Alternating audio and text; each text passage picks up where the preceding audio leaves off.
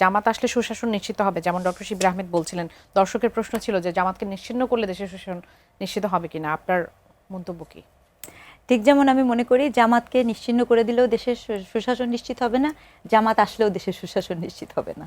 আমারও মন্তব্যটা মন্ত্রীর উদাহরণ তিনি দিলেন যে তাদের মানে মন্ত্রণালয় আমি আমার মতামতটা দিলাম। দুর্নীতির বাইরে ছিল কি ছিল না, দেখেন আমি আবারও একটা কথা বলবো, দুর্নীতিকে আমি কিভাবে বুঝি তাহলে সেটা নিয়ে আমাকে বুঝতে হবে। হ্যাঁ, ধরেন আমি বলছি যে মন্ত্রণালয়ে কোনো দুর্নীতি হয়নি, কিন্তু অদ্ভুতভাবে আপনি আমার কাছে কোর্টের আছে, কোর্টের একটা ভার্ডিক্ট আছে, কোর্টের ভার্ডিক্টটা আপনার করা হয়েছে সলোলি ইবনে সিনাকে।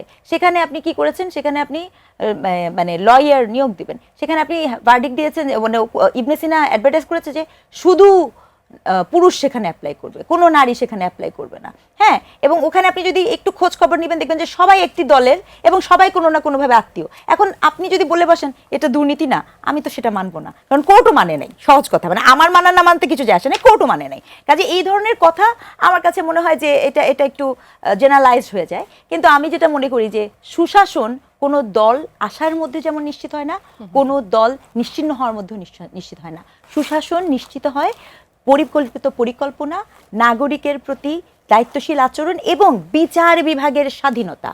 বাংলাদেশ জাতিরাষ্ট্রে এখন পর্যন্ত এবং পরবর্তীতে আপনি যতদিন না পর্যন্ত আপনি বিচার বিভাগের স্বাধীনতা নিশ্চিত না করতে পারবেন, এবং এই বিচার বিভাগটাকে কেউ স্বাধীন করে না।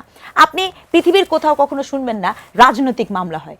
বাংলাদেশে একটা এমন ডিসকোর্স তৈরি করেছেন সব মামলা রাজনৈতিক মামলা। আরে তাহলে কালকে আপনি যদি একটা রাজনীতিবিদ যদি একটা করেন, আপনি পরশুদিন বলবেন এটা রাজনৈতিক মামলা। তাহলে এই যে একটা চক্রের মধ্যে আপনি আবদ্ধ হয়েছেন, এইগুলো না ব্রেক করে সুশাসন, সুশাসন কোনো দলের সাথে সম্পর্কিত না। সুশাসন আমার এবং আপনার রাষ্ট্রের পরিকল্পনা, বিচার ব্যবস্থা এবং দায়বদ্ধতা। অসংখ্য ধন্যবাদ।